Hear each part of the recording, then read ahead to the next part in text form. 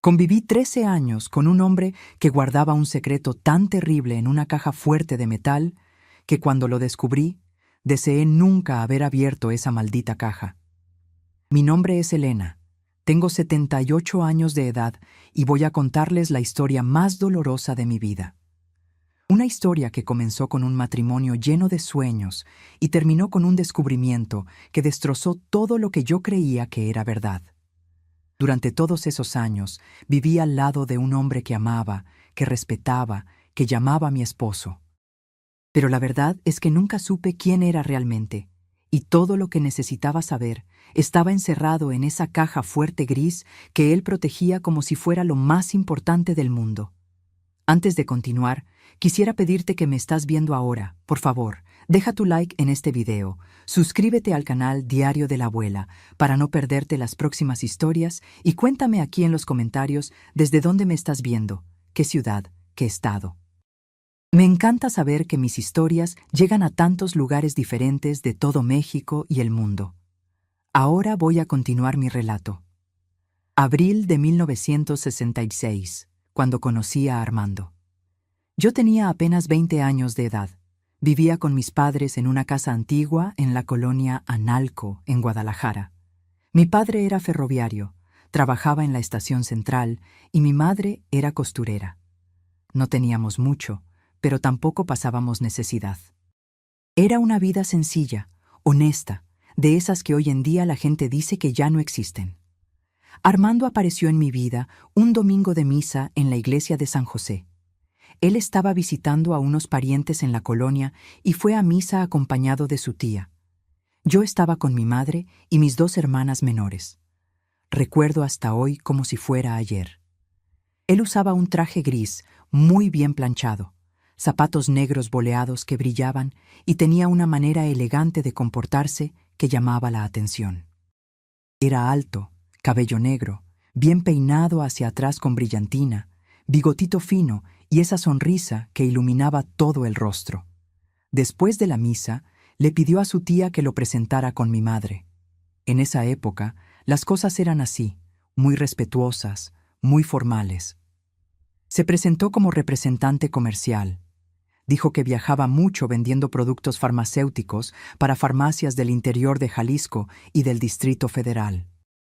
Habló de que estaba buscando una muchacha de buena familia para noviazgo serio, que ya tenía 30 años y quería casarse pronto, formar una familia.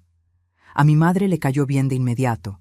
Él tenía esa manera educada, hablaba bien, demostraba ser trabajador y responsable.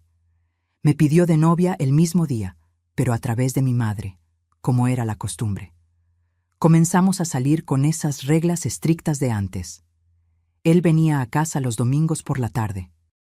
Platicábamos en la sala con mi madre cerca, paseábamos en el Parque Agua Azul, siempre acompañados. Me llevaba al cine, me compraba palomitas y refresco. Era todo un caballero. 3 meses después, me pidió matrimonio. Mi padre se puso feliz. Mi madre lloró de alegría. Mis hermanas se emocionaron con la boda. Armando parecía ser el hombre perfecto. Trabajador, educado, católico practicante, respetuoso con mi familia. La boda fue programada para septiembre de 1966, en la misma iglesia de San José donde nos habíamos conocido. Fue una boda sencilla, pero bonita. Mi vestido era prestado de una prima. Armando rentó el traje. Hicimos la fiesta en casa de mis padres con pastel, botana, refrescos y cerveza para los hombres. Hubo mariachi tocando. Bailamos hasta la noche. Fue uno de los días más felices de mi vida. Yo miraba a ese hombre y pensaba, este es mi esposo. Vamos a envejecer juntos, tener hijos, construir una familia. Poco después de la boda, fuimos a vivir a una casa rentada en la colonia Mexicalcingo. Era una casa pequeña, de 2 recámaras, sala, cocina y baño. Nada de lujo, pero era nuestra. Armando tenía unos muebles guardados. Dijo que eran de cuando vivía solo antes de conocerme. Había una mesa de comedor, unas sillas, una cama matrimonial, un ropero. Faltaban muchas cosas todavía, pero las íbamos comprando poco a poco con su salario. Fue en la primera semana viviendo juntos que vi la caja fuerte por primera vez. Armando estaba arreglando el cuartito del fondo que dijo que iba a usar como su oficina. Era un cuarto pequeño, apenas cabía una mesita y una silla. Pasó toda la tarde organizando ese espacio. Puso un escritorio viejo que tenía, una silla de madera y colgó en la pared un calendario de la farmacia donde compraba los productos para revender. Cuando terminé de hacer la cena, fui a llamarlo. Fue cuando lo vi por primera vez, una caja fuerte de metal gris oscuro, más o menos del tamaño de una caja de zapatos, pero más pesada. Estaba encima del escritorio. Armando estaba agachado, revisando el cajón de abajo, y cuando me vio parada en la puerta, rápidamente se levantó y se puso enfrente de la caja fuerte, como queriendo esconderla. Le pregunté qué era eso. Él sonrió medio incómodo y dijo que era donde guardaba los documentos importantes de su trabajo. Contratos con los laboratorios, recibos de ventas, chequera de la empresa, esas cosas. Dijo que todo representante comercial necesitaba tener un lugar seguro para guardar esos papeles, porque si perdía algo podía ser un problema grande. Me pareció extraño en ese momento, pero no dije nada. Después de todo, yo era recién casada, tenía 20 años. ¿Qué sabía yo de trabajo de representante comercial? Si él dijo que era necesario, le creí. Acabábamos de casarnos, confiaba en él completamente. Pero lo que comenzó a incomodarme de verdad fue la obsesión de él con esa caja fuerte. Primera cosa, la llave. Armando puso la llave de la caja fuerte en un cordón de cuero y se lo colgó al cuello. Usaba eso las 24 horas del día. Dormía con la llave al cuello, se bañaba con la llave al cuello. Nunca, en 13 años de matrimonio, lo vi quitarse esa llave. Era como si eso fuera parte de su cuerpo. Segunda cosa, la oficina. Ese cuartito del fondo se volvió territorio prohibido. Armando dejó claro desde el inicio que ese era su espacio de trabajo, que yo no debía tocar nada ahí, que él necesitaba mantener todo organizado a su manera. Cerraba la puerta con llave siempre que salía, se llevaba la llave junto con la llave de la caja fuerte en el mismo cordón. Al principio yo respetaba, pensaba, es su trabajo, él necesita tener su rinconcito. Yo tengo toda la casa para cuidar. No voy a meterme en sus asuntos profesionales. Pero conforme los meses fueron pasando, eso comenzó a incomodarme cada vez más, porque no era normal. No era normal que un hombre fuera tan obsesionado con una caja fuerte. No era normal que durmiera con una llave colgada al cuello. No era normal que cerrara la oficina con llave, aún estando dentro de casa. Hubo una vez, debieron ser como 4 meses después de la boda, que decidí preguntar de nuevo sobre la caja fuerte. Estábamos cenando. Él acababa de llegar de un viaje de 5 días por el DF. Le pregunté por qué no dejaba los documentos en el banco, que era más seguro. Armando se puso serio, dejó de comer, me miró de esa manera que me hacía sentir como si hubiera dicho alguna tontería. Me explicó con esa paciencia forzada de quien está molesto, pero trata de disimular, que el banco cobraba comisión por tener caja de seguridad, que él necesitaba tener acceso rápido a los documentos, porque a veces tenía que revisar cosas de madrugada cuando volvía de viaje, que era más práctico así. Después cambió de tema rápidamente, comenzó a hablar del viaje, de las ventas que había hecho, de un cliente difícil que logró convencer. Yo dejé el tema, no insistí. Después de todo, estaba cansado del viaje. No quería empezar una pelea por una caja fuerte. Pero allá en el fondo comenzó a nacer una pulguita detrás de la oreja, una sensación extraña que trataba de alejar de mi mente. Los meses fueron pasando. Quedé embarazada de mi primer hijo en enero de 1967. Fue un embarazo difícil. Tenía muchas náuseas, me sentía mal todo el día. Armando seguía viajando mucho. Salía lunes por la mañana y regresaba hasta el viernes por la noche.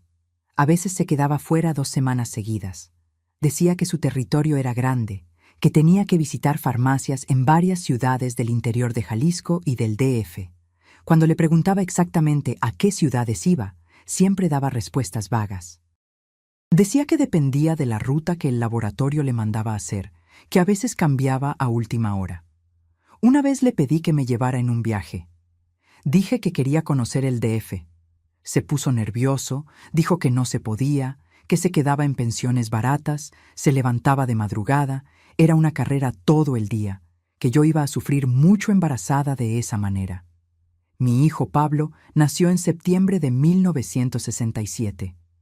Armando estaba de viaje cuando comencé a sentir los dolores del parto. Mi madre vino corriendo, me llevó al hospital. Cuando él regresó 3 días después, ya todo estaba resuelto. Pidió disculpas, dijo que no había manera de avisar porque estaba en medio del interior, que sintió mucho no estar presente. Trajo un regalote para el bebé, una cuna nueva que compró en el DF. Yo perdoné, claro. Eran otros tiempos. El trabajo era el trabajo. Yo entendía, pero la caja fuerte seguía ahí, siempre cerrada, siempre vigilada, siempre prohibida. Hubo una ocasión que casi logro ver lo que había adentro. Fue una tarde de 1968. Pablo ya tenía casi 1 año. Armando estaba en la oficina. Había regresado de viaje por la mañana. Yo estaba en la cocina haciendo de comer cuando escuché un ruido extraño, como si algo pesado se hubiera caído. Fui corriendo a ver qué era. La puerta de la oficina estaba entreabierta, cosa rarísima. Cuando me acerqué, vi por la rendija que Armando estaba de espaldas, agachado, y la caja fuerte estaba abierta encima de la mesa. Había sacado un montón de papeles de adentro. Los estaba revisando rápidamente, como si estuviera buscando algo específico. Mi corazón se aceleró. No sé por qué, pero en ese momento sentí que había algo malo, algo muy malo. Me quedé paralizada ahí, espiando por la rendija de la puerta, tratando de ver qué eran esos papeles. Eran muchos documentos, sobres, hasta parecía haber unas fotografías. Fue cuando Pablo empezó a llorar en la cuna, el llanto fuerte de esos que hace un niño pequeño cuando quiere atención. Armando se volteó rápidamente, me vio parada ahí en la puerta. Nuestros ojos se encontraron, su cara se puso blanca, luego roja. Rápidamente juntó todos los papeles, los metió en la caja fuerte, cerró con la llave, se levantó, vino hasta la puerta, preguntó qué estaba haciendo ahí. Dije que había escuchado un ruido. Vine a ver si todo estaba bien. Él dijo que había tirado la silla sin querer, que no era nada, que podía ir a cuidar a Pablo que estaba llorando. Esa noche, Armando estuvo diferente, más callado, más distante. Cenó, sin hablar casi nada, se fue a dormir temprano. Yo me quedé en la sala amamantando a Pablo, pensando en esa escena, pensando en todos esos papeles que había visto, pensando en su reacción cuando me vio ahí. Algo estaba mal. Yo lo sabía. ¿Pero qué podía hacer? Era mi esposo, el padre de mi hijo. Yo lo amaba, confiaba en él, o al menos trataba de confiar. Porque la verdad, mi gente, es que mientras más pasaba el tiempo, más esa caja fuerte se volvía una presencia incómoda en nuestra casa. Era como si hubiera un tercer elemento en nuestro matrimonio. Yo, Armando, y esa maldita caja fuerte gris que él protegía más de lo que protegía a su propia familia. En los años siguientes, quedé embarazada 2 veces más. Mi hija Rosa nació en 1969 y mi hijo menor Marcos en 1971. La casa se quedó pequeña. Nos mudamos a una casa más grande en la colonia americana. 3 recámaras, patio grande, más espacio para que los niños crecieran. La caja fuerte fue con nosotros, siempre fue con nosotros. A donde sea que nos mudáramos, esa caja fuerte iba siempre en su oficina, siempre cerrada, siempre vigilada. Y yo, ingenua que era, seguía tratando de creer que eran solo documentos de trabajo, que toda esa obsesión era solo una manera rara de ser organizado con las cosas profesionales, que no había nada más. Pero allá en el fondo, en ese lugarcito del alma, donde uno guarda las verdades que tiene miedo de enfrentar, yo sabía que había algo muy malo. Sabía que nadie protege documentos de trabajo de esa manera. Sabía que había un secreto ahí adentro, un secreto grande, un secreto que él haría de todo para que yo nunca descubriera. Y tenía razón, porque lo que había dentro de esa caja fuerte era peor que cualquier cosa que yo pudiera imaginar en mis peores pesadillas. Pasé más de 10 años de mi vida ignorando señales que hoy parecen tan obvias, tan gritantes, que me pregunto cómo pude estar tan ciega. Pero la verdad es que cuando uno ama a alguien, cuando uno construye toda una vida alrededor de una persona, uno no quiere ver. Uno elige no ver, porque ver significaría destruir todo. Y yo tenía 3 hijos pequeños. Dependía económicamente de mi esposo, y vivía en una época donde una mujer separada era vista como una fracasada, como si hubiera fallado en la misión más importante de su vida. Entonces hice lo que muchas mujeres de mi generación hicieron. Me tragué el orgullo, bajé la cabeza y fingí que todo estaba bien. Pero en el fondo, bien en el fondo, yo sabía que algo estaba podrido, muy podrido. Voy a contarles las señales que vi y elegí ignorar. Y cuando las escuchen, van a entender qué fácil es engañarse cuando uno no quiere enfrentar la realidad. La primera señal que debió haberme alertado fueron los viajes. Armando viajaba demasiado, demasiado. Salía de casa el lunes por la mañana tempranito y regresaba solo el viernes por la noche. A veces se quedaba fuera 2 semanas enteras. Decía que su territorio era enorme, que tenía que cubrir docenas de ciudades en el interior de Jalisco y del DF, que así era como trabajaba un representante comercial en esa época. Al principio, yo aceptaba sin cuestionar. Después de todo, yo no entendía nada de trabajo. Nunca había trabajado fuera de casa. Me casé virgen a los 20 años y pronto quedé embarazada. Mi mundo era esa casa, esos niños, esas ollas. El mundo de él era allá afuera, era la carretera, era el trabajo. Yo pensaba que era normal, pero conforme los años fueron pasando, comencé a notar cosas extrañas. Por ejemplo, nunca me llevaba en los viajes, nunca, ni una sola vez. Hubo una época, justo después de que Rosa nació en 1969, que yo estaba exhausta. 3 niños pequeños, Pablo con 2 años, Rosa recién nacida, Marcos vendría 2 años después. Estaba agotada, necesitaba un descanso. Le pedí que me llevara en un viaje, aunque fuera solo hasta el DF, dejar a los niños con mi madre unos días. Se puso nervioso de una manera que nunca había visto. Comenzó a hablar fuerte, diciendo que yo no entendía cómo era su trabajo, que se quedaba en pensiones de mala muerte, compartía cuarto con otros viajeros, se levantaba a las 5 de la mañana, pasaba todo el día viajando de ciudad en camión. Dijo que yo iba a sufrir, que no había ninguna comodidad, que era vida de perro. Yo le creí, acepté. Después de todo, él era el hombre.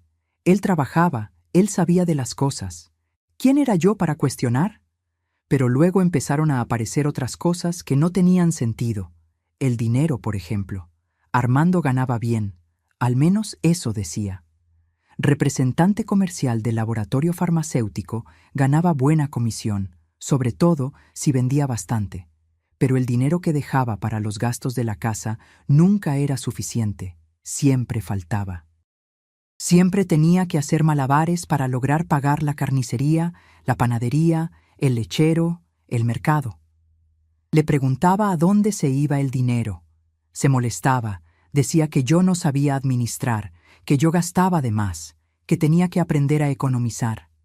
Decía que los gastos del viaje eran altos, gasolina, pensión, comida en el camino, que se comía su ganancia. Decía que estaba ahorrando dinero para comprar una casa propia para nosotros, que no podía estar gastando todo. Yo me sentía culpable. Pensaba que realmente estaba gastando de más, que era mala administrando la casa. Trataba de recortar aún más los gastos, compraba la carne más barata, hacía que los frijoles duraran toda la semana, remendaba la ropa de los niños en vez de comprar nueva. Pero nunca sobraba, nunca había ese dinero extra que él prometía que íbamos a juntar. La casa propia nunca salió. Seguimos viviendo de renta por todos esos años. Hoy sé a dónde se iba el dinero, pero en esa época yo solo me sentía incompetente, incapaz de cuidar bien de mi propia casa. Otra señal que ignoré fue el perfume. Varias veces, cuando Armando regresaba de viaje, Llegaba oliendo a perfume. Perfume de mujer, un olor dulce, empalagoso, que definitivamente no era el mío. Yo usaba un perfume barato que compraba en la farmacia, esos de Colonia. El olor que venía de él era diferente, más fuerte, más caro. La primera vez que lo noté, sentí un apretón en el pecho. Me quedé helada, pero cuando fui a preguntar, él ya tenía una respuesta lista. Dijo que le había dado ride a una clienta, dueña de farmacia, que ella había rociado perfume dentro del carro mientras platicaban, que el olor se había impregnado en su ropa. O decía que había estado cerca de una perfumería donde estaba demostrando productos, que el olor se había pegado. Siempre tenía una explicación, siempre. Y yo, tonta, le creía. O mejor dicho, fingía creer, porque era más fácil que enfrentar la posibilidad de que mi esposo estuviera con otra mujer. Hubo un episodio que pasó en 1973 que me afectó mucho. Pablo ya tenía 6 años, Rosa 4 y Marcos 2. Era sábado por la mañana. Armando había llegado de viaje la noche anterior. Le pedí que fuera a la tienda a comprar azúcar y café que se habían acabado. Fue en el carro, ese bocho azul viejo que tenía. Cuando regresó, Marcos estaba llorando. Yo estaba cambiándole el pañal. Le pedí a Pablo que ayudara a su papá a bajar las compras del carro. Unos minutos después, Pablo entró a la cocina cargando un juguete. Era un carrito de plástico rojo de esos de niño pequeño. Preguntó si su papá le había comprado eso. Mi corazón se aceleró. Yo conocía todos los juguetes que había en esa casa. Ese carrito no era nuestro. ¿De dónde había salido? Armando entró detrás de Pablo, vio el juguete en su mano. Su cara cambió, se puso blanca, luego roja. Le quitó el carrito de la mano al niño medio brusco. Dijo que no era suyo, que debió haberse rodado debajo del asiento cuando le dio ride a un cliente que andaba con su hijo. Pablo se puso triste, pensó que iba a recibir juguete nuevo. Armando salió rápido, volvió al carro, regresó sin el carrito. Dijo que lo tiró porque estaba sucio. Yo me quedé ahí parada con el pañal sucio de Marcos en la mano, sintiendo ese apretón en el pecho otra vez. Un carrito de niño en su carro. Un carrito que no era de mi hijo. ¿De quién era? ¿De cuál cliente? ¿Y por qué se puso tan nervioso? Pero no pregunté nada. Me tragué eso. Lo guardé en el fondo del alma junto con todas las otras cosas extrañas que venía guardando por años. Las llamadas telefónicas eran otro problema. Teníamos teléfono en casa desde 1970. Era un lujo en esa época. Armando decía que lo necesitaba por el trabajo, para que los clientes pudieran hablar con él cuando estaba en casa.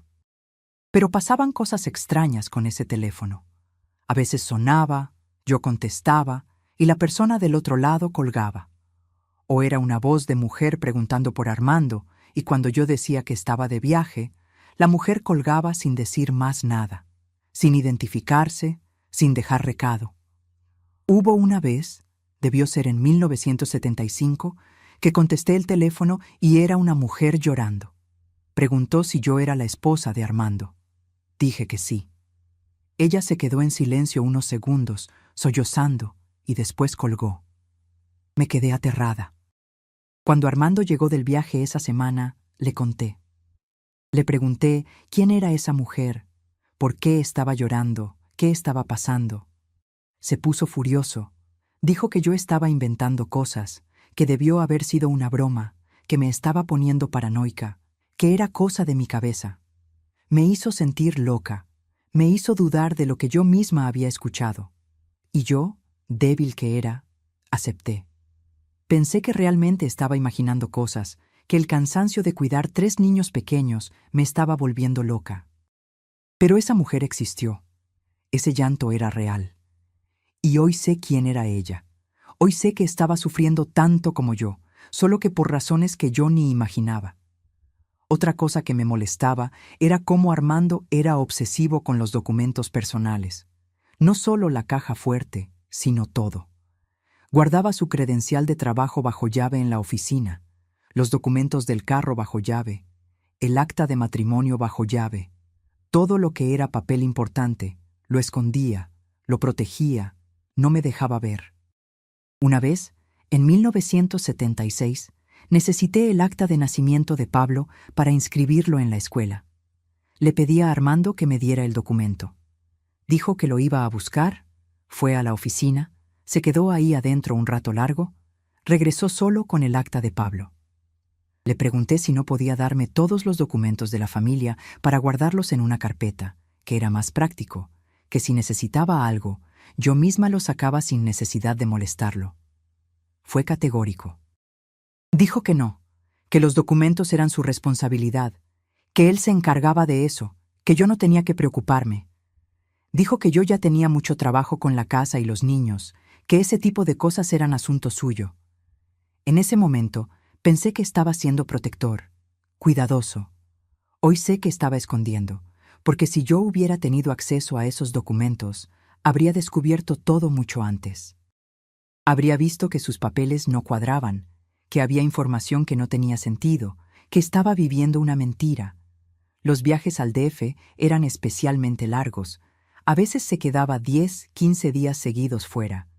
Decía que el DF era el mercado más importante, que ahí había más clientes, más farmacias grandes, que valía la pena pasar más tiempo allá.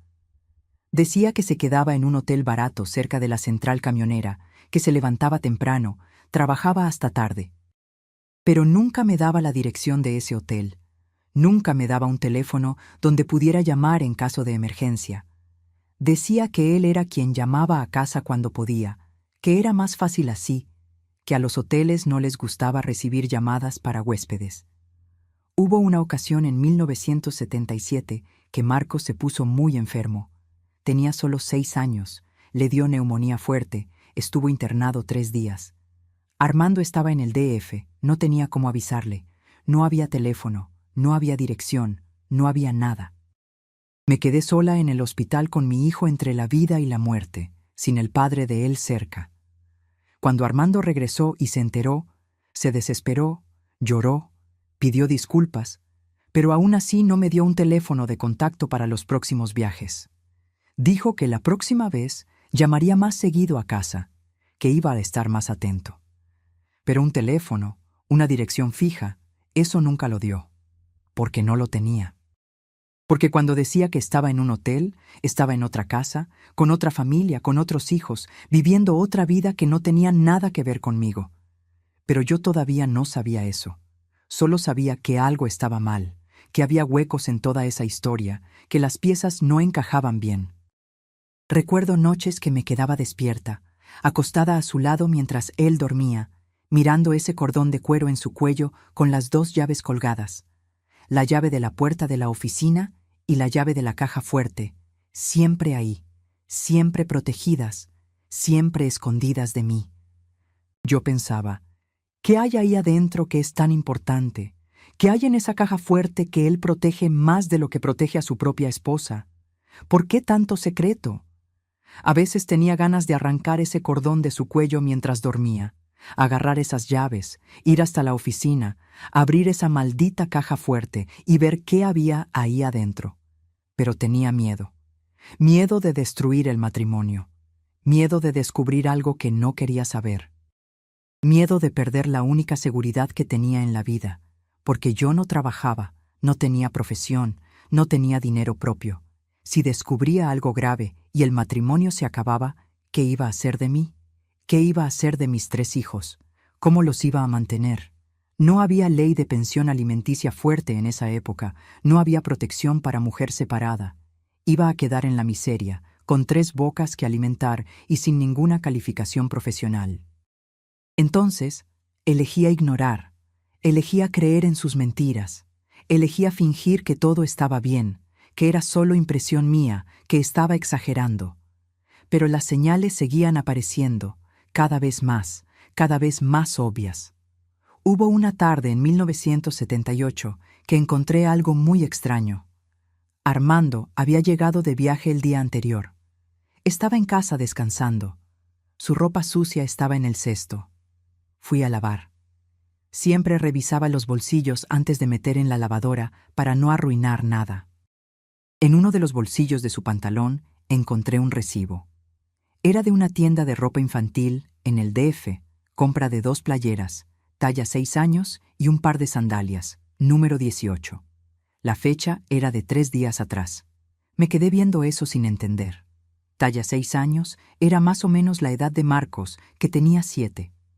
Pero él no había recibido ropa nueva. Yo era quien compraba ropa para los niños. Yo era quien sabía lo que había en su ropero. No había playera nueva, no había sandalias nuevas.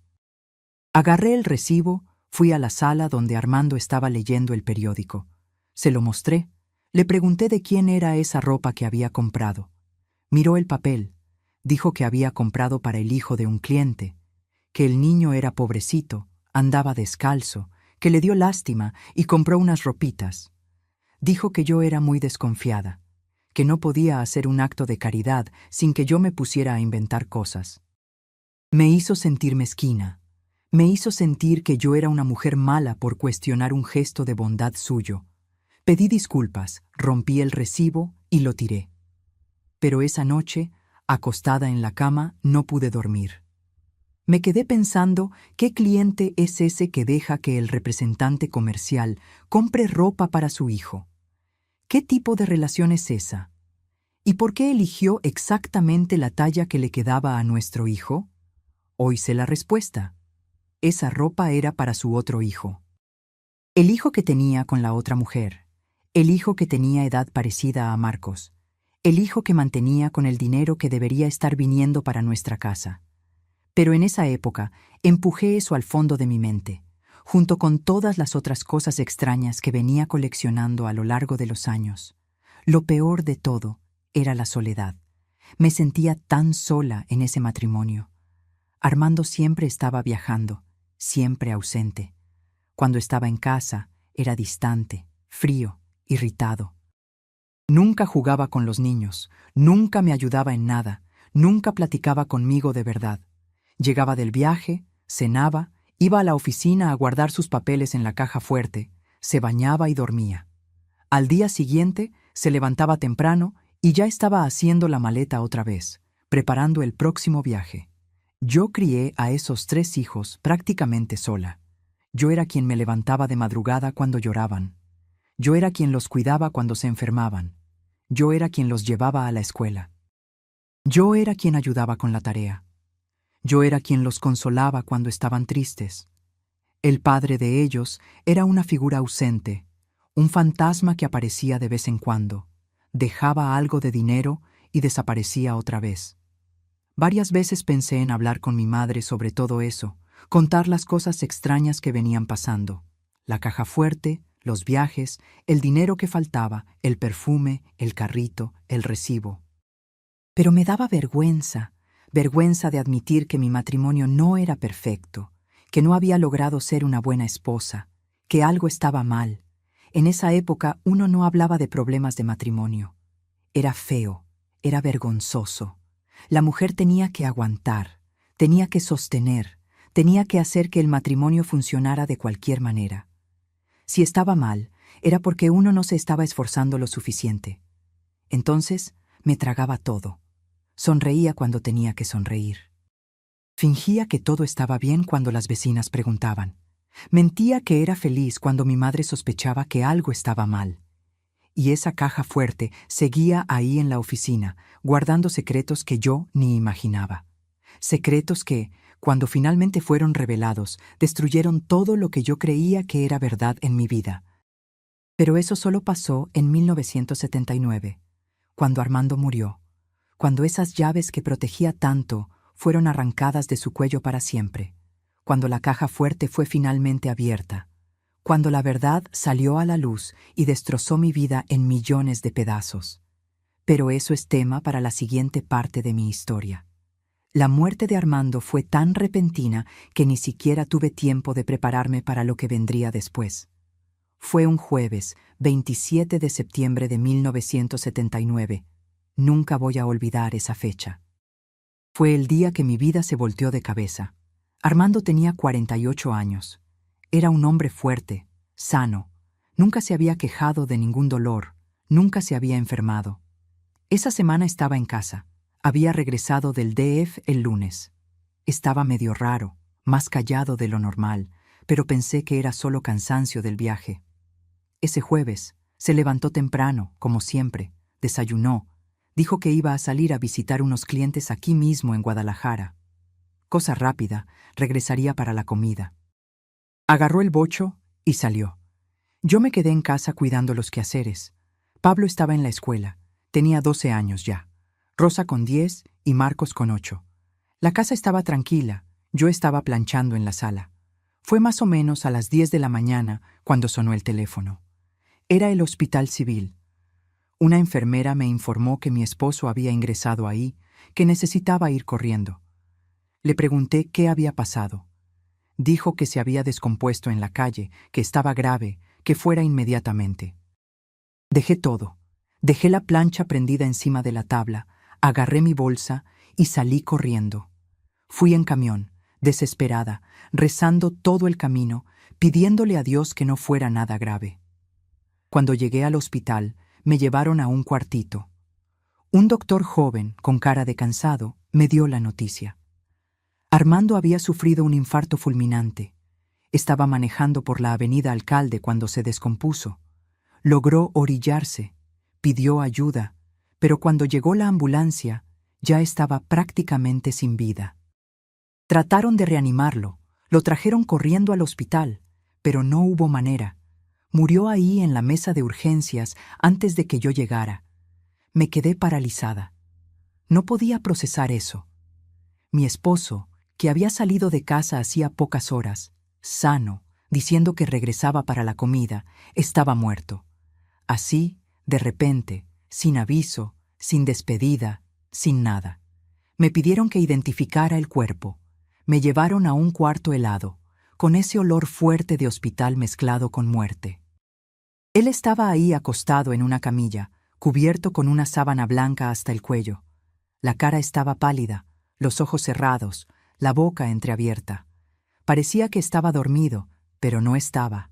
Estaba muerto. Miré su cuello. El cordón de cuero con las llaves todavía estaba ahí. Incluso en la muerte, no se había separado de esas malditas llaves. Me quedé viendo eso hipnotizada, pensando que ahora, finalmente, iba a descubrir qué había en esa caja fuerte. Pensé eso y me sentí culpable al instante. Mi esposo acababa de morir y yo estaba pensando en la caja fuerte. ¿Qué tipo de esposa era yo? Confirmé que era él. Firmé los papeles que me pidieron. Preguntaron si quería llevar sus pertenencias. Me dieron una bolsa de plástico con su cartera, su reloj, la llave del carro y ese cordón con las 2 llaves. Agarré todo, lo guardé en mi bolsa, salí de ahí en estado de shock. Los días siguientes fueron un borrón. Tuve que avisar a mi familia, a la familia de él, organizar el velorio, el entierro, cuidar a los niños que estaban destrozados. Pablo, siendo el mayor, trataba de hacerse el fuerte, pero lo veía llorar escondido en su cuarto. Rosa se quedó pegada a mí todo el tiempo, con miedo de que yo también me fuera a morir. Marcos, chiquito, no entendía bien. Solo sabía que su papá no iba a regresar nunca más. El velorio fue programado para el sábado, 29 de septiembre, en la capilla del Panteón de Mezquitán. El cuerpo llegó temprano por la mañana. Yo ya estaba ahí con mi mamá y mis hermanas. Mi mamá me sostenía porque apenas podía mantenerme de pie. Todo era muy irreal, muy rápido, muy doloroso. Fue cuando comenzaron a pasar cosas extrañas. Temprano por la mañana empezaron a llegar personas al velorio. Gente que yo conocía, mis papás, mis hermanas, algunos vecinos, amigas de la iglesia. La familia de él también apareció, la tía que lo había presentado conmigo años atrás, unos primos lejanos. Era gente conocida, esperada. Pero luego empezaron a llegar personas que nunca había visto en mi vida. El primero fue un hombre alto, como de 50 años, muy bien vestido, traje negro, impecable. Entró a la capilla, miró el ataúd, se quedó ahí parado unos minutos en silencio. Luego vino hacia mí. Me agarró la mano, dijo que lo sentía mucho, que Armando era un gran hombre, que trabajaban juntos desde hace muchos años. Le pregunté en qué empresa trabajaba, porque yo ni siquiera sabía bien para qué laboratorio hacía Armando la representación. El hombre se quedó medio incómodo, murmuró algo sobre negocios y salió rápido. Después vino una señora mayor toda de negro, llorando mucho. Se acercó al ataúd, se quedó ahí un rato rezando, sollozando. Cuando pasó junto a mí, me abrazó fuerte. Dijo que Armando era como un hijo para ella, que lo iba a extrañar mucho. No tenía idea de quién era esa mujer, nunca había escuchado a Armando hablar de ella, pero estaba tan emocionada, tan sincera, que solo agradecí y lo dejé pasar. Conforme fue pasando la mañana, más gente desconocida fue apareciendo. Una pareja de mediana edad que se quedó al fondo de la capilla sin acercarse a nadie. Dos hombres jóvenes de traje que llegaron juntos miraron el ataúd, platicaron bajito entre ellos y se fueron sin hablar con nadie. Una mujer güera, muy pintada, que se quedó ahí parada, mirando al muerto, con una expresión que no pude descifrar. Parecía enojo mezclado con tristeza. Yo estaba confundida, perturbada. ¿Quiénes eran todas esas personas? ¿Cómo conocían a mi esposo? ¿Por qué nunca había escuchado hablar de ellas? ¿Y por qué algunas parecían tan emocionadas, tan involucradas, como si tuvieran una relación muy cercana con él? Mi mamá también lo notó. Se quedaba a mi lado todo el tiempo, y cada persona extraña que aparecía, apretaba mi mano, me miraba con expresión preocupada, pero no decía nada. No era hora para preguntas, era hora de luto, de respeto al muerto. Y entonces, allá por la mitad de la tarde, ella apareció. Yo estaba sentada en la primera fila de sillas, frente al ataúd, con los niños a mi lado y mi mamá a mi izquierda.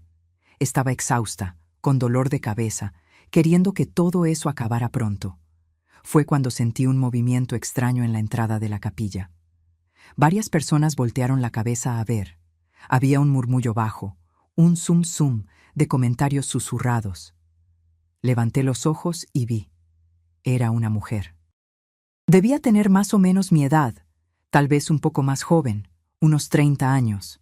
Bonita, cabello castaño largo, vestido negro sencillo, y estaba acompañada de dos niños.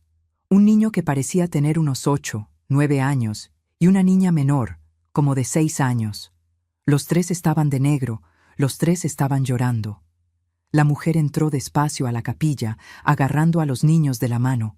El niño estaba sollozando fuerte, tratando de soltarse de la mano de su mamá, queriendo correr hacia el ataúd. Ella lo sujetaba firme, lo apretaba, no lo dejaba. La niñita estaba más callada, pero su carita estaba empapada de lágrimas. Se quedaron parados ahí, en la entrada, sin acercarse. La mujer miraba el ataúd con una expresión de dolor tan profundo, tan devastador, que me asustó. No estaba llorando discretamente como las otras personas. Estaba llorando desesperada, con sollozos que sacudían todo su cuerpo, con la mano en la boca, tratando de ahogar los gemidos. Y el niño, Dios mío, ese niño estaba destruido. Gritaba bajito, llamando, queriendo soltarse, queriendo ir al ataúd. Su mamá lo sujetaba con fuerza, lo jalaba para atrás, le susurraba algo al oído, tratando de calmarlo. Todos en la capilla los estaban viendo. El silencio se había puesto pesado, incómodo. Nadie entendía quiénes eran esas personas, qué estaban haciendo ahí, por qué estaban tan desesperadas. Yo me levanté. No sé qué me dio. No sé qué me pasó por la cabeza, pero me levanté y empecé a caminar hacia ellos. Mi mamá trató de detenerme, jaló mi brazo, pero me solté. Necesitaba saber, necesitaba entender. Cuando me acerqué, la mujer me vio. Nuestros ojos se encontraron, y en ese exacto momento, vi algo en su mirada que me congeló. Era reconocimiento. Ella sabía quién era yo. Ella sabía. Agarró a los dos niños, dio la vuelta y salió corriendo de la capilla, literalmente corriendo, arrastrando a los hijos mientras el niño lloraba más fuerte todavía, gritaba, se resistía. Yo me quedé ahí parada, viéndolos desaparecer por la puerta, sin entender nada. Regresé a mi lugar en estado de shock. Mi mamá me jaló, me hizo sentar, Preguntó bajito si estaba bien. No respondí, no podía hablar. Solo me quedaba pensando en esa mujer, en esos niños, en toda esa desesperación. ¿Quiénes eran? ¿Por qué estaban tan destrozados? Ese niño lloraba como si hubiera perdido a su propio padre, y la mujer, ese dolor de ella era tan genuino, tan profundo, tan parecido a mi propio dolor. El resto del día pasó en un borrón. Más gente fue llegando, dando el pésame, diciendo que lo sentían mucho. Pero yo ya no estaba prestando atención a nada. Mi cabeza estaba en esa mujer con los dos niños. ¿Quiénes eran? ¿Qué era Armando para ellos? El entierro fue al final de la tarde. Estaba empezando a oscurecer cuando bajaron el ataúd. Tiré tierra, lloré, me desesperé. Los niños estaban destrozados. Fue horrible, fue el peor día de mi vida. O al menos eso pensaba, porque no sabía que todavía vendría algo peor. Cuando regresamos a casa esa noche, la realidad comenzó a pegar. Armando estaba muerto. Yo estaba viuda a los 33 años de edad, con 3 hijos que criar sola, y no tenía la menor idea de cómo iba a hacer eso. Al día siguiente, domingo, mi mamá vino a casa temprano. Dijo que teníamos que empezar a resolver las cosas prácticas, documentos, pensión, inventario, esas cosas. Preguntó dónde estaban los papeles de Armando, el acta de defunción, los documentos de la casa, del carro, todo. Fue ahí que recordé. Todo estaba en la caja fuerte, todo guardado en esa maldita caja fuerte que él protegía tanto. Agarré la bolsa de pertenencias que el hospital me había devuelto. Saqué el cordón de cuero con las 2 llaves. Miré eso sintiendo un apretón en el pecho. Durante 13 años había querido abrir esa caja fuerte. Durante 13 años me había preguntado qué había ahí adentro. Y ahora, finalmente, iba a descubrir. Pero tenía miedo, mucho miedo, porque algo dentro de mí, algún instinto, alguna intuición, estaba gritando que no me iba a gustar lo que iba a encontrar. Fui a la oficina con mi mamá. La puerta estaba cerrada con llave. Usé una de las llaves del cordón para abrir. Entramos. La oficina estaba como él siempre la dejaba, limpia, organizada, el escritorio en el centro, la silla de madera, el calendario de la farmacia en la pared. Y ahí encima de la mesa estaba la caja fuerte, esa caja fuerte gris de metal que había sido una presencia constante en mi vida por tanto tiempo. Agarré la otra llave, la llave más chica, esa que él había protegido tan obsesivamente durante todos esos años. Metí la llave en la cerradura. Mi mano estaba temblando. Mi mamá estaba a mi lado, agarrando mi hombro. Respiré hondo y giré la llave. La cerradura hizo clic. La tapa de la caja fuerte estaba libre para abrir. Solo tenía que levantarla. Solo tenía que mirar adentro y descubrir finalmente qué había escondido mi esposo de mí durante todo nuestro matrimonio. Levanté la tapa despacio y miré adentro. Lo que vi en ese momento destruyó todo, absolutamente todo lo que yo creía sobre mi vida, sobre mi matrimonio, sobre quién era yo. Dentro de la caja fuerte había muchas cosas, muchos papeles, muchos documentos, muchos sobres. Mi mamá agarró todo, lo extendió encima de la mesa para que lo viéramos mejor. Y conforme iba abriendo los papeles, leyendo, pasándomelos, sentía mi mundo desmoronarse. Había un acta de matrimonio, pero no era la nuestra. Era un acta fechada en 1965, un año antes de que se casara conmigo. Matrimonio entre Armando y una tal Marina Silva, realizado en el Distrito Federal. Había actas de nacimiento de 2 niños, un niño llamado Andrés, nacido en 1970, una niña llamada Julia, nacida en 1973, los 2 hijos de Armando y Marina. Había fotos, muchas fotos. Fotos de él con esa mujer, abrazados, sonriendo. Fotos de él con los niños. Fotos de cumpleaños, de Navidad, de paseos, una familia completa, feliz, perfecta. Había cartas de amor de ella para él, de él para ella. Cartas viejas, amarillentas, llenas de palabras cariñosas, de extrañar, de planes para el futuro. Había recibos, cientos de recibos de renta de una casa en el DF, en la colonia Narvarte, de compras de supermercado, de ropa, de juguetes, de muebles, todo fechado, todo organizado, todo guardado. Había una libreta de ahorro a su nombre, pero con anotaciones a mano sobre gastos de la casa del DF, agua, luz, gas, todo. Había hasta actas de bautizo de los niños. Los había bautizado. Había sido padrino de ellos. Mi mamá leía esos documentos en silencio, con la cara cada vez más blanca, con las manos temblando.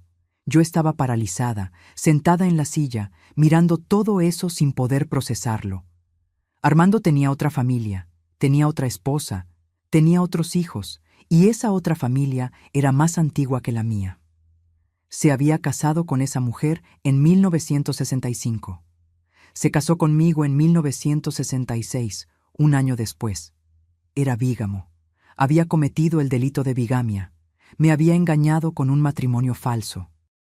Yo no era su esposa, era la amante, la segunda, la que había engañado haciéndole creer que era esposa legítima. Todos esos viajes al DF no eran trabajo. Era para estar con la otra familia, con la esposa verdadera, con los hijos legítimos. Él dividía su tiempo entre dos casas, dos familias, dos vidas completamente separadas. Todo ese dinero que faltaba a fin de mes era porque mantenía dos casas. Todo ese perfume de mujer era de ella. Ese carrito de niño era de su hijo. Ese recibo de ropa infantil era para sus hijos. Y yo, idiota, ingenua, tonta, había creído todo. Había tragado todas las mentiras. Había vivido 13 años al lado de un hombre que ni siquiera era mi esposo de verdad. Esa mujer en el velorio, esos dos niños llorando desesperados, eran ellos, Marina, Andrés y Julia, la familia verdadera de Armando. Habían venido a despedirse de él, y cuando me vieron, cuando Marina me reconoció como la otra mujer, huyó. Huyó porque no aguantó. Huyó porque el dolor era demasiado grande. Y entendí todo en ese momento. Entendí por qué lloraba tan desesperada. Entendí por qué el niño gritaba queriendo ir al ataúd, porque para ellos, Armando no era solo un esposo y papá que viajaba mucho. Para ellos, él estaba presente. Estaba allá en el DF, viviendo con ellos todos los días que no estaba aquí conmigo. Mi mamá me abrazó. Yo me derrumbé. Lloré como nunca había llorado en mi vida. Lloré de dolor, de rabia, de humillación, de vergüenza. Lloré por todos esos años perdidos, por todas esas mentiras, por toda esa farsa que había sido mi matrimonio. Y en ese momento, mirando esos documentos regados en la mesa, viendo la prueba cabal de la traición, de la mentira, del engaño, entendí que mi vida nunca más sería la misma. Todo lo que había construido era falso. Mi matrimonio era falso. Mi posición como esposa era falsa. Hasta el apellido que usaba era falso, porque nunca había sido esposa legítima de nadie. Yo era solo una amante engañada, una tonta que había creído las palabras bonitas de un mentiroso, una idiota que había desperdiciado 13 años de su vida viviendo una mentira. Y lo peor, mis hijos eran hijos de un bígamo. Eran hijos ilegítimos, aunque no lo supieran. Tenían hermanos que ni conocían. Tenían otra familia del otro lado, en el DF, que también estaba sufriendo, también estaba de luto, también se estaba sintiendo engañada. Porque yo estaba segura de que Marina tampoco sabía de mí. Ella también había sido engañada, también había vivido una mentira. Las dos éramos víctimas del mismo hombre, del mismo tramposo, del mismo mentiroso. Y él se había llevado el secreto a la tumba. Si no hubiera muerto, yo nunca lo habría descubierto. Habría seguido viviendo esa vida doble por el resto de su vida, mintiéndonos a mí, mintiéndole a ella, engañando a todos. Pero su muerte había abierto la caja fuerte, y la verdad había salido de adentro de esa caja de metal como un monstruo terrible, destruyendo todo a su paso. En los días que siguieron a ese descubrimiento, entré en un estado que ni sé cómo describir. No era solo tristeza, no era solo rabia, era una mezcla de todo eso con algo peor: vergüenza. Una vergüenza profunda, corrosiva, que me hacía querer desaparecer, dejar de existir, porque todo el mundo iba a saber, todo el mundo iba a descubrir que me habían engañado durante 13 años, que mi matrimonio era falso, que era amante, y no lo sabía, que había vivido una mentira completa. Mi mamá se quedó conmigo esos primeros días. No sabía qué decir, qué hacer.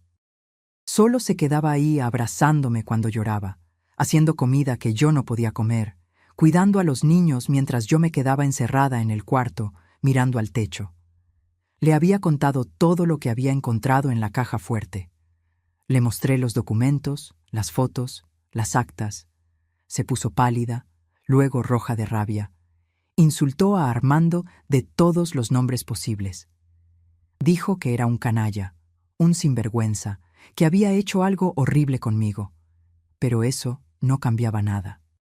Él estaba muerto, y yo estaba ahí, destruida, teniendo que lidiar con las consecuencias de su mentira.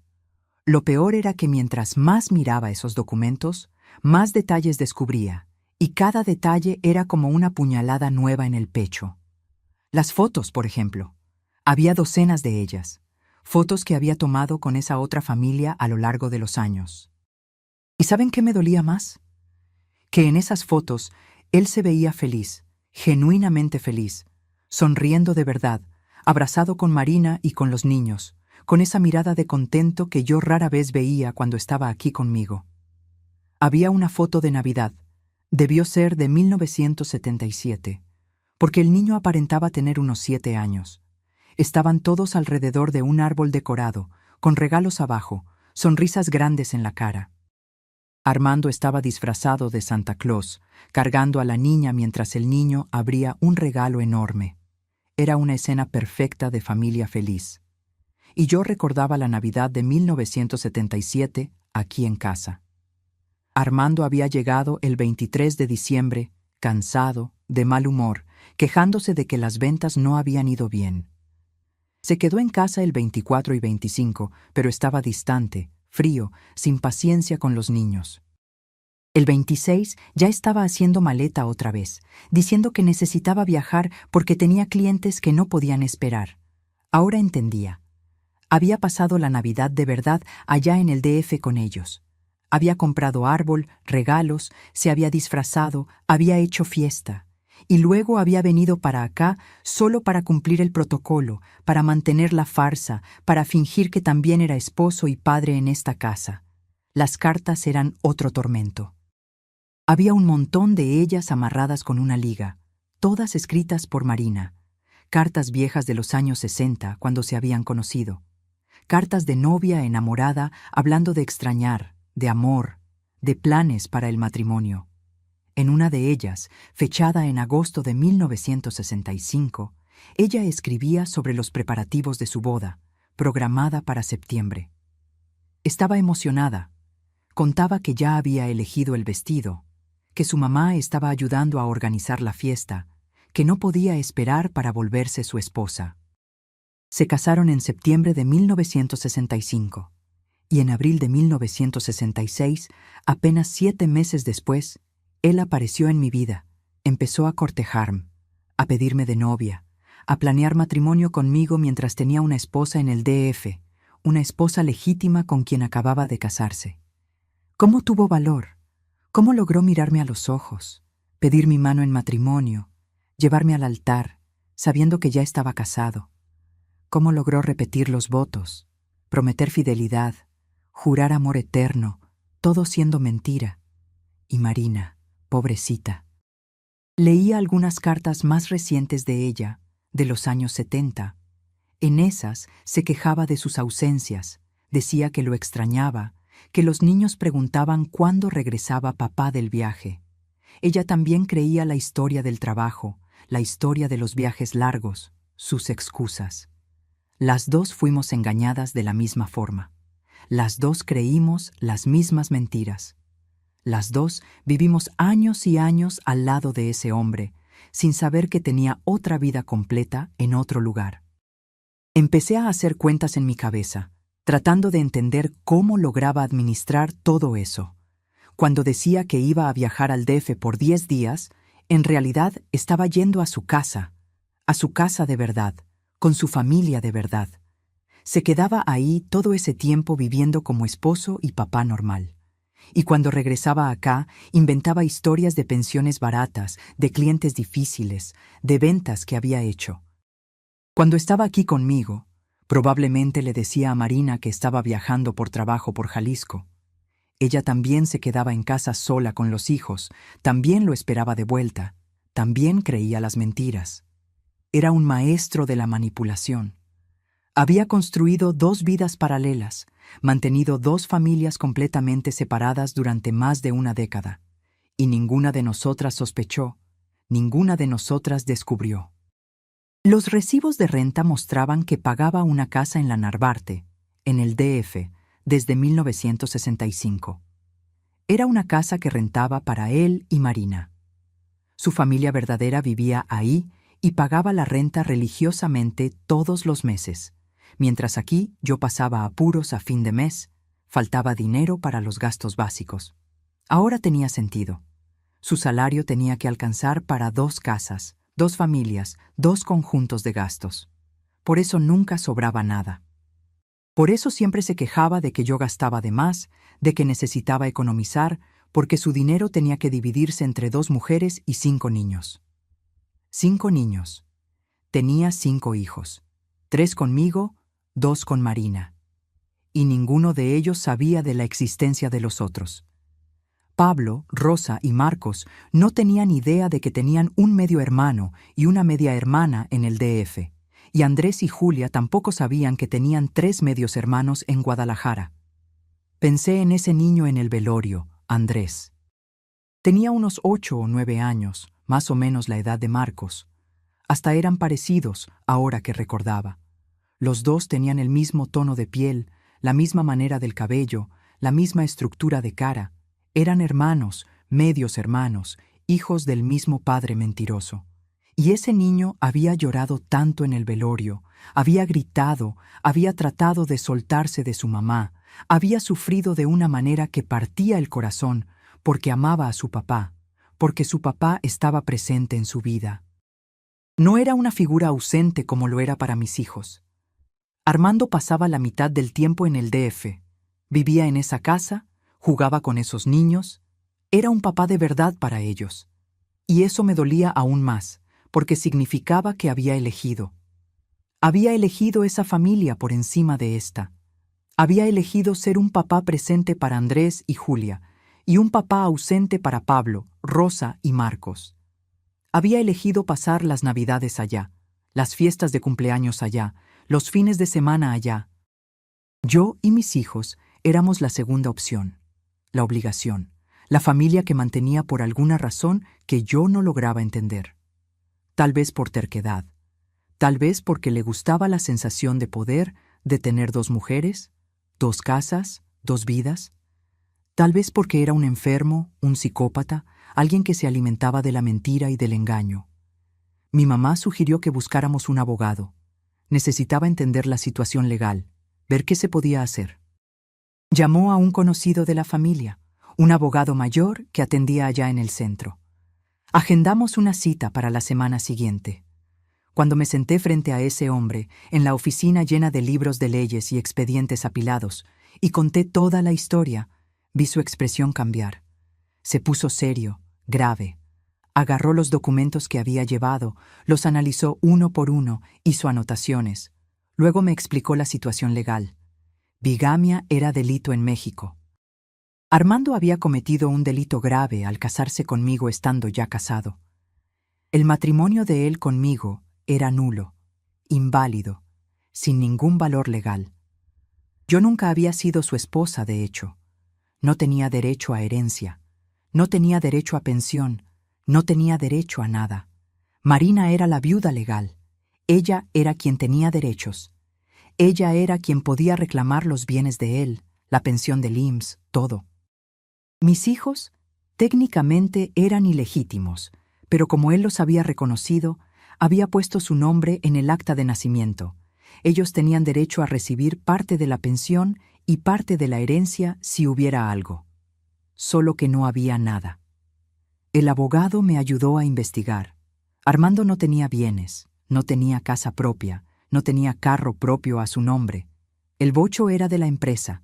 No tenía dinero en el banco, no tenía inversiones, no tenía nada. Solo deudas. Y ahí vino otra sorpresa horrible. Armando debía dinero. Debía al banco, tenía préstamos atrasados. Debía en el comercio, en varias tiendas. Tenía cheques sin fondos, cuentas atrasadas, abonos sin pagar. Estaba hundido en deudas de todos lados. ¿Cómo iba a mantener a mis 3 hijos? No había pensión, no había herencia, no había ahorros. Solo había las deudas de él que empezaron a aparecer. Empezaron a llegar cobros a la casa, cartas del banco, llamadas de cobranza. Empresas queriendo recibir pagos atrasados de cosas que había comprado y no había pagado. Y yo no tenía cómo pagar. No tenía dinero, no tenía trabajo, no tenía profesión. Había sido ama de casa toda mi vida. No sabía hacer nada más que cocinar, lavar, planchar, limpiar casa. ¿Cómo iba a ganar dinero suficiente para mantener 3 niños? El abogado sugirió que tratara de contactar a Marina. Dijo que tal vez era posible unir fuerzas, probar la bigamia de él, lograr que las 2 familias recibieran parte de la pensión del IMSS. Dijo que los 5 hijos tenían derecho, que el valor se podía dividir entre todos. La idea de hablar con esa mujer me aterraba, pero necesitaba hacerlo. Lo necesitaba por mí, pero principalmente por mis hijos. Ellos necesitaban esa pensión. Era la única fuente de ingreso que íbamos a tener. El abogado consiguió su dirección a través de los documentos que estaban en la caja fuerte. Calle tal, número tal, Colonia Narvarte, DF. Escribió una carta formal, explicando la situación, diciendo que yo también había sido engañada, que mis hijos también eran hijos de Armando, que necesitábamos platicar sobre cómo dividir la pensión. Mandó la carta por correo certificado. Nos quedamos esperando respuesta. Pasaron días, semanas, nada. Hasta que una tarde, debió ser mediados de octubre de 1979, sonó el teléfono. Contesté. Era ella. La voz estaba cansada, llorosa, pero firme. Dijo su nombre, dijo que había recibido la carta del abogado. Dijo que al principio no quiso creer. Pensó que era fraude, que era alguien tratando de hacer algún tipo de estafa. Pero luego fue al registro civil en el DF, pidió una copia del acta de matrimonio de él conmigo, y vio que era verdad. Ella tampoco sabía. También había sido engañada. También había vivido todos esos años pensando que era su única esposa. Lloró por teléfono y yo lloré con ella. 2 mujeres destruidas por el mismo hombre, compartiendo el dolor por teléfono a kilómetros de distancia. Platicamos por casi 1 hora. Ella me contó su versión de la historia. Cómo había conocido a Armando en 1963 en el DF, cuando todavía era representante comercial de verdad. Cómo habían sido novios 2 años. Se casaron en 1965. Cómo él siempre viajaba mucho a Jalisco diciendo que era trabajo, que tenía muchos clientes en el interior. Quedó embarazada de Andrés en 1969, de Julia en 1972. Las mismas épocas en que yo estaba embarazada de Pablo y de Rosa. Él administraba los embarazos de 2 mujeres simultáneamente, apareciendo aquí y allá, inventando excusas, manteniendo la farsa. Marina dijo que también pasaba dificultades económicas, que el dinero siempre era corto, que él siempre tenía excusas sobre gastos de trabajo, que ella también tenía que hacer malabares para lograr pagar las cuentas. Ahora entendía por qué. Su salario iba para 2 casas. Dijo que había ido al velorio porque tenía derecho de despedirse de él, que era la esposa legítima y tenía todo el derecho de estar ahí. Pero cuando me vio, cuando se dio cuenta de quién era yo, no aguantó. Se asustó de causar escándalo, de tener que explicar a todos ahí quién era ella. Agarró a los hijos y salió. Dijo que Andrés quedó destrozado, que el niño amaba a su papá, que no entendía por qué se habían ido tan rápido, por qué no pudieron quedarse hasta el final del entierro. Ella no le había contado a sus hijos sobre mí, no había contado que su papá tenía otra familia, No sabía cómo explicar eso a niños tan pequeños. Yo tampoco le había contado a los míos. ¿Cómo iba a decirle a Pablo, a Rosa, a Marcos, que su papá era bígamo, que tenían hermanos en el DF, que todo lo que creían sobre su familia era mentira? Eran niños. Estaban sufriendo demasiado con la muerte de su papá. No era hora de destruir aún más su mundo. Marina y yo acordamos trabajar juntas. Su abogado y el mío platicaron, metieron solicitud conjunta en el IMSS. Probaron la bigamia, presentaron las actas de nacimiento de los 5 hijos. Lograron que la pensión se dividiera entre los 5 niños. Cada uno recibiría 1/5 del valor. No era mucho. La pensión de Armando no era grande. Dividida en 5 era casi nada, pero era algo. Era mejor que nada. En cuanto a los bienes, no había qué dividir. No existía herencia, solo deudas. Y las deudas se quedaron. Algunas empresas desistieron de cobrar cuando supieron que había muerto, que había dejado viuda sin condiciones de pagar. Otras insistieron, amenazaron con demandar. Fueron años hasta lograr limpiar el nombre, hasta lograr respirar sin tener miedo de abrir el buzón y encontrar otra carta de cobro. La vergüenza social fue terrible. Cuando la historia se filtró, y se filtró rápido porque la gente habla, todos empezaron a comentar. Las vecinas cuchicheaban cuando yo pasaba. En la iglesia, la gente me miraba con lástima o con desprecio, dependiendo de la naturaleza de cada quien. En la escuela de los niños empezaron los comentarios, los chismes. Mi mamá me defendió siempre. Le decía a todos que yo también había sido víctima, que no sabía nada, que me habían engañado tanto como a la otra. Pero aún así, había gente que pensaba que debía haber sospechado, que debía haberme dado cuenta, que alguna culpa yo tenía por haber estado tan ciega. Hubo una tarde que me encontré a una conocida en el mercado. Vino a hablar conmigo, llena de falsa solidaridad, diciendo que sentía mucho lo que había pasado. Y luego, bajito, casi susurrando, preguntó si realmente nunca había sospechado nada, si no me parecía extraño que viajara tanto, si nunca había ido atrás para descubrir la verdad, como si la culpa fuera mía, como si yo tuviera obligación de desconfiar de mi propio esposo, como si ser confiada, ser fiel, creer en lo que decía fuera un defecto, fuera una falla mía. Llegué a casa ese día y lloré horas. Lloré de rabia, de humillación, de tristeza.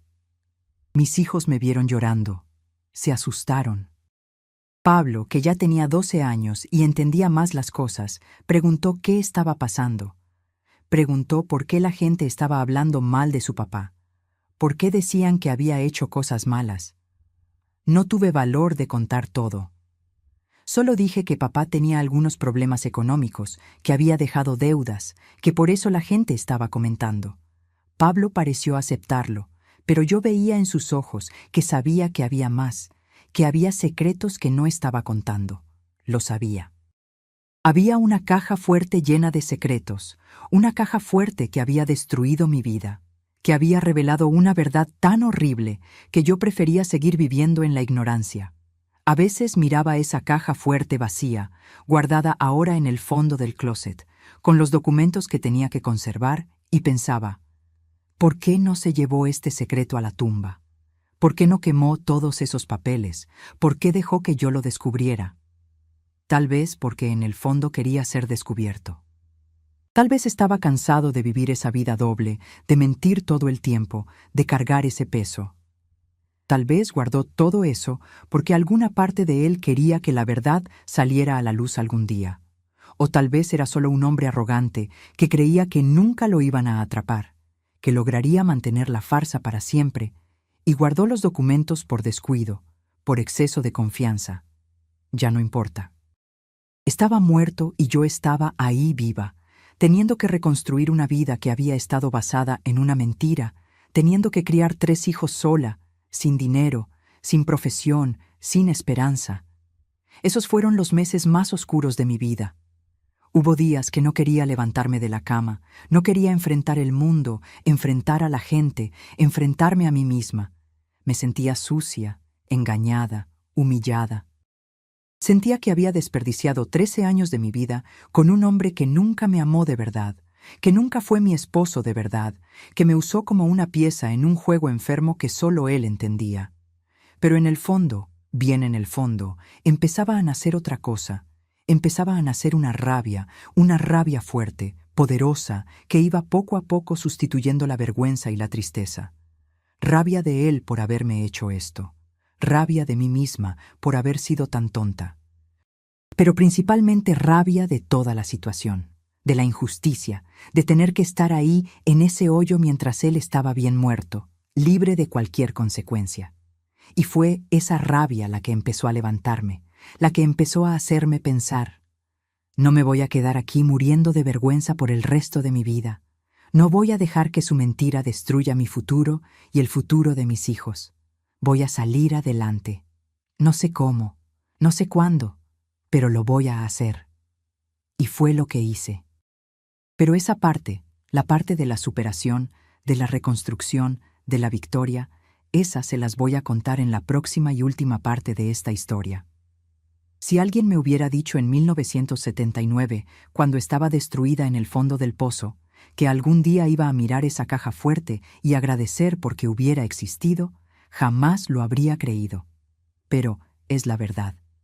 Hoy, a mis 78 años de edad, miro hacia atrás y entiendo que esa caja fuerte no destruyó mi vida. La salvó. Porque la verdad, por más dolorosa que sea, siempre libera. Y yo necesitaba ser liberada de esa mentira antes de que me consumiera completamente. Pero el camino hasta llegar a ese entendimiento fue largo, doloroso y lleno de obstáculos que muchas veces me hicieron pensar en rendirme. Los primeros meses después del descubrimiento fueron horribles. Me despertaba todos los días sintiendo un peso enorme en el pecho, una mezcla de vergüenza, rabia y desesperación. Tenía 3 hijos que criar, ninguna fuente de ingreso además de esa pensión miserable dividida en 5 y ninguna calificación profesional. Tenía 20 años cuando me casé. Nunca había trabajado fuera de casa. Nunca había hecho nada más que ser ama de casa. Mi mamá insistía en que necesitaba hacer algo, conseguir un trabajo. No podía quedarme parada esperando un milagro. ¿Pero qué trabajo? Yo solo sabía cocinar, lavar, planchar, limpiar casa. Las únicas opciones eran trabajar como empleada doméstica o hacer limpieza, y no había nada malo con eso. Es trabajo digno, honesto. Pero el sueldo era tan bajo que apenas alcanzaría para pagar la renta, menos para mantener a 4 personas. Fue mi hermana menor, Cecilia, quien me dio la primera luz al final del túnel. Ella trabajaba en una escuela particular aquí en Guadalajara. Era secretaria. Una tarde apareció en casa emocionada, diciendo que había descubierto que la escuela estaba ofreciendo curso nocturno gratuito de capacitación profesional para mujeres. Curso de mecanografía, contabilidad básica, secretariado. Dijo que debía inscribirme, que podía ser una oportunidad de conseguir un mejor trabajo. Al principio me resistí. Tenía 33 años. Pensaba que era demasiado vieja para volver a estudiar. Me daba pena sentarme en un salón de clases con muchachas jóvenes, demostrar mi ignorancia, de no poder seguir el ritmo. Pero Cecilia insistió, mi mamá insistió, y allá en el fondo yo sabía que no tenía opción. Era eso, o aceptar vivir en la miseria para siempre. Me inscribí en el curso de mecanografía en enero de 1980. Recuerdo la primera noche entrando a ese salón con unas 15 máquinas de escribir en filas, sintiendo un frío en el estómago terrible. Había muchachas mucho más jóvenes que yo ahí, muchachas de 17, 18 años. Pero también había otras mujeres en mi rango de edad, algunas hasta mayores, viudas, separadas, mujeres que por alguna razón necesitaban empezar de nuevo. La maestra era una señora estricta, pero justa. No tenía lástima de nadie, exigía dedicación y esfuerzo. En los primeros días era pésima. Mis dedos no obedecían. Presionaba las teclas equivocadas, me ponía nerviosa, sudaba frío. Regresaba a casa frustrada, pensando que nunca lo iba a lograr, pero seguí porque no tenía otra opción. Mi mamá se quedaba con los niños 3 noches por semana mientras yo iba a clase.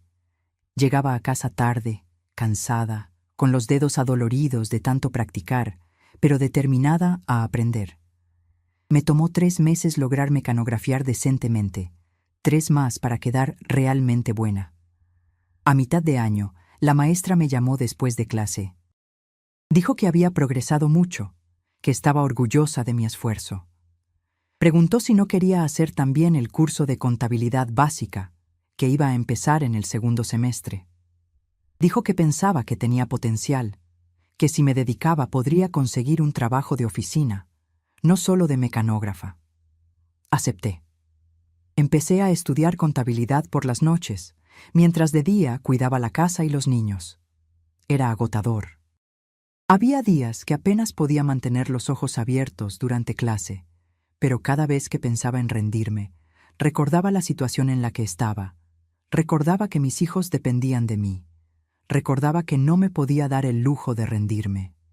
Fue en esa época, a mediados de 1980, que pasó algo inesperado. Marina me llamó del DF. Dijo que había pensado mucho sobre todo lo que había pasado, sobre cómo las dos habíamos sido víctimas del mismo hombre. Dijo que no tenía sentido que fuéramos enemigas, que la culpa no era ni mía ni de ella, era solo de él. Propuso que nos viéramos en persona. Dijo que pensaba que era importante que los hijos se conocieran, que supieran de la existencia unos de otros, que eran hermanos, aunque de padres diferentes, y merecían tener esa relación. La idea me aterró al principio. ¿Cómo le iba a explicar a Pablo, a Rosa, a Marcos, que tenían medios hermanos en el DF? ¿Cómo iba a contar toda la verdad sobre su papá? Pero Marina argumentó que tenían derecho a saber, que guardar el secreto solo iba a hacer daño a todos, que era mejor ser honestos. Platiqué con mi mamá sobre eso. Ella estuvo de acuerdo con Marina. Dijo que la mentira ya había destruido demasiado a nuestra familia, que era hora de vivir en la verdad, por más difícil que fuera. Entonces, un domingo de agosto de 1980, me senté con mis 3 hijos en la sala y les conté todo. Les conté sobre la caja fuerte, sobre los documentos, sobre la otra familia de su papá en el DF. Les conté que tenían un medio hermano y una media hermana que no conocían. Pablo tenía 13 años. Entendió todo rápidamente. Vi su expresión cambiar. Vi rabia, tristeza, confusión pasar por su cara. No habló mucho, solo se quedó callado, procesando. Rosa, con 11 años, lloró mucho. Preguntó por qué papá había hecho eso, por qué había mentido. Marcos, con 9, no entendió bien. Solo captó que había niños en el DF, que eran sus hermanos de alguna forma. Fue difícil, muy difícil, pero después de que la verdad estaba expuesta, sentí un alivio. Ya no necesitaba esconder, ya no necesitaba fingir. La verdad estaba ahí, cruda y dolorosa, pero era la verdad. Marina vino a visitar Guadalajara en septiembre de ese año. Trajo a Andrés y a Julia. Nos vimos en un parque, terreno neutral, donde los niños pudieran jugar mientras nosotras platicábamos. Cuando la vi bajarse del taxi, mi corazón se aceleró. Era extraño, surreal. Ahí estaba la otra mujer de Armando, la mujer legítima, la que él había elegido primero. Pero cuando nuestros ojos se encontraron, no vi rivalidad. Vi dolor igual al mío. Vi otra víctima del mismo monstruo. Nos abrazamos, lloramos juntas. Y ahí, en ese abrazo, pasó algo liberador. Entendí que estábamos del mismo lado, que no éramos enemigas, éramos sobrevivientes. Los niños se quedaron tímidos al principio, los 5 ahí mirándose unos a otros, sin saber bien qué hacer. Pero poco a poco fueron acercándose. Andrés y Pablo empezaron a platicar sobre fútbol. Julia y Rosa empezaron a jugar. Marcos quedó encantado con los 2 nuevos hermanos. No fue un encuentro fácil ni perfecto. Había extrañeza, había dolor, había la ausencia enorme del hombre que había causado todo eso. Pero fue importante, Fue el inicio de una relación que se desarrollaría con el tiempo. Marina y yo mantuvimos contacto después de eso. No éramos amigas íntimas, pero éramos aliadas.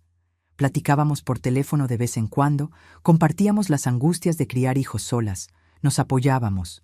Los hijos empezaron a visitarse, pasaban vacaciones juntos. A veces era una familia extraña, rota, remendada, de manera chueca, pero era una familia. Volviendo a mi camino profesional, terminé el curso de contabilidad en diciembre de 1980. A principios de 1981, con certificado en mano, empecé a buscar trabajo. Mandé currículums a docenas de lugares. La mayoría ni respondió. Algunos llamaron a entrevista, pero no me contrataron, diciendo que no tenía experiencia. Hasta que en marzo de 1981, una tienda de telas en el centro me dio una oportunidad. Necesitaban a alguien para trabajar en la oficina, hacer la parte de cuentas por pagar, cuentas por cobrar, control de inventario. El sueldo era bajo, pero era un inicio. Acepté al instante. Trabajaba de lunes a viernes, de 8 a 6. Era lejos de casa. Tomaba 2 camiones para ir y 2 para volver. Mi mamá recogía a los niños en la escuela, se quedaba con ellos hasta que yo llegaba a casa por la noche. Llegaba muerta de cansancio, pero feliz. Feliz porque estaba trabajando, porque estaba ganando mi propio dinero, porque estaba reconstruyendo mi vida. Me ascendieron después de 1 año. Me volví responsable de todo el sector financiero de la tienda. El dueño confiaba en mí. Decía que era dedicada y honesta. En 1983 me dio un aumento significativo. Por primera vez desde la muerte de Armando, logré respirar económicamente. Lograba pagar todas las cuentas sin apreturas a fin de mes, pero quería más. No solo quería sobrevivir, quería prosperar, quería dar una buena vida a mis hijos, quería que estudiaran, que tuvieran oportunidades que yo no tuve. Fue entonces que empecé a pensar en tener mi propio negocio. Trabajando en la tienda de telas, había aprendido mucho sobre el mercado, sobre proveedores, sobre cómo administrar inventario y ventas. Y tenía una idea: abrir una tiendita pequeña de ropa sencilla, cosas que las amas de casa de la colonia necesitaban. Nada elegante, nada caro, cosas prácticas y con precio accesible. Junté dinero durante 2 años. Economicé cada centavo que pude. En 1985 logré rentar un local pequeñito ahí en la colonia Mexicalcingo mismo, cerquita de casa. Era minúsculo, apenas cabía un burro de ropa y un mostrador, pero era mío. Compré mercancía de proveedores que conocía de la otra tienda. Cosas sencillas, playeras, pantalones, ropa interior, calcetines, trapos de cocina, toallas. Abrí la tienda un sábado por la mañana con el corazón en la mano, rezando para que funcionara. Los primeros meses fueron difíciles. Vendía poco, apenas alcanzaba para pagar la renta del local, pero persistía. Me levantaba temprano, abría la tienda, me quedaba ahí todo el día, platicaba con las clientas, ofrecía pagos a plazos, hacía promociones. Poco a poco fui ganando clientela. Las vecinas empezaron a comprar, a recomendar a sus amigas. Al final del primer año, la tienda estaba pagando las cuentas. En el segundo año estaba dando ganancia. En el tercero, logré contratar una empleada para que me ayudara. En 1988, renté un local más grande en la avenida principal de la colonia. La tienda creció, pasé a vender más variedad de productos. Mis hijos fueron creciendo junto con el negocio. Pablo terminó la preparatoria en 1984. Consiguió una beca para estudiar ingeniería en la universidad. Me sentí tan orgullosa. Mi hijo iba a ser ingeniero, iba a tener la formación que yo nunca tuve. Rosa se graduó en 1986, hizo normal, se volvió maestra. Marcos terminó en 1988, fue a hacer administración de empresas. Lo había logrado, había criado a mis 3 hijos sola. Les había dado estudios, había reconstruido mi vida desde cero. Y todo eso después de haber descubierto que mi matrimonio era una mentira, que había vivido 13 años siendo engañada. En los años 90 abrí 2 tiendas más en otras colonias. Me volví pequeña empresaria. No era rica, pero había conquistado estabilidad económica e independencia. Nunca más necesité depender de nadie. Nunca más necesité aceptar migajas ni someterme a situaciones humillantes por falta de opción. En 1995 pasó algo que me emocionó profundamente. Andrés, el hijo mayor de Marina, vino a pasar un tiempo en Guadalajara. Tenía 25 años, estaba haciendo maestría en el DF, pero quiso conocer mejor la ciudad y a los hermanos. Se quedó hospedado aquí en casa por 2 semanas.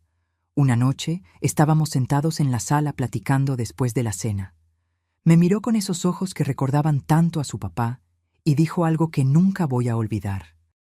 Dijo que admiraba mucho mi fuerza, la manera en que había reconstruido mi vida. Dijo que su mamá, Marina, también se había recuperado, también había logrado salir adelante, pero que las dos lo habíamos hecho de maneras diferentes, y ambas éramos inspiradoras. Dijo que por mucho tiempo había sentido rabia de su papá por haber mentido, por haber engañado a tanta gente, por haber causado tanto sufrimiento. Pero que con el tiempo había aprendido a separar las cosas, a entender que su papá tenía fallas, pero que eso no borraba los momentos buenos que tuvieron juntos. Y que estaba agradecido por haber conocido a esta otra familia, a estos otros hermanos, por haber ampliado su mundo, en vez de dejar que la mentira de su papá destruyera todo. Eso me tocó profundo porque mostró que la siguiente generación había logrado transformar esa tragedia en algo diferente. Ellos no cargaban la vergüenza que yo y Marina habíamos cargado. Ellos simplemente aceptaban que tenían una familia no convencional, que tenían hermanos de 2 mamás diferentes, y seguían adelante. Marina falleció en 2003 de cáncer. Fui al funeral en el DF Andrés, y Julia me recibieron como familia. Me pusieron a sentar junto con ellos en la primera fila. Lloré mucho ese día. Lloré por la mujer que había compartido conmigo el dolor de ser engañadas por el mismo hombre, por la mujer que había elegido perdón en vez de rabia, unión en vez de división. Los años fueron pasando.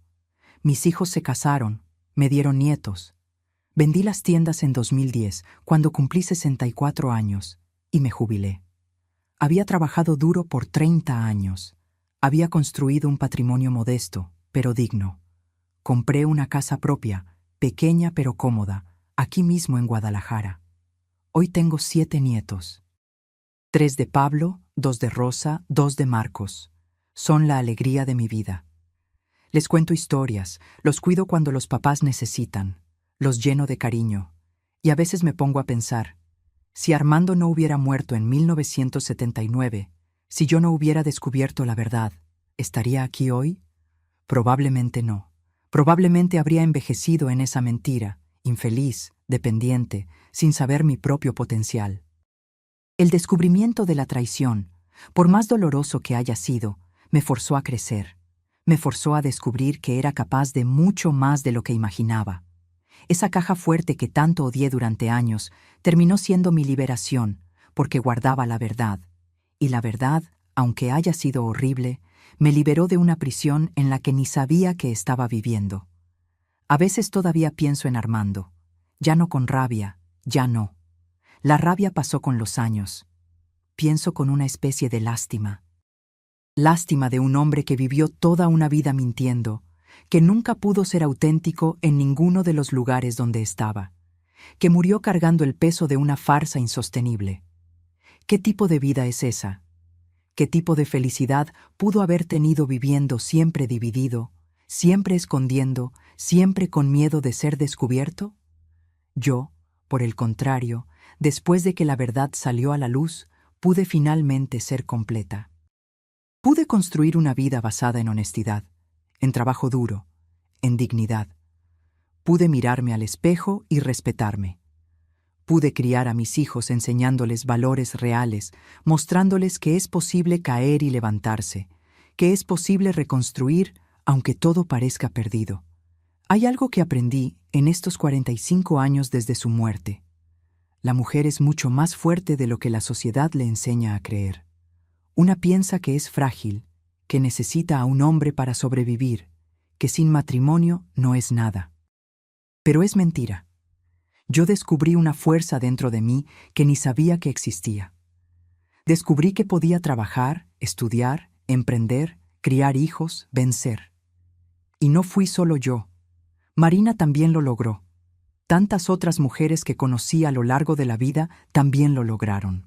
Mujeres viudas, separadas, abandonadas, que tuvieron que empezar de cero y lo consiguieron. Nosotras tenemos una resiliencia increíble cuando es necesario.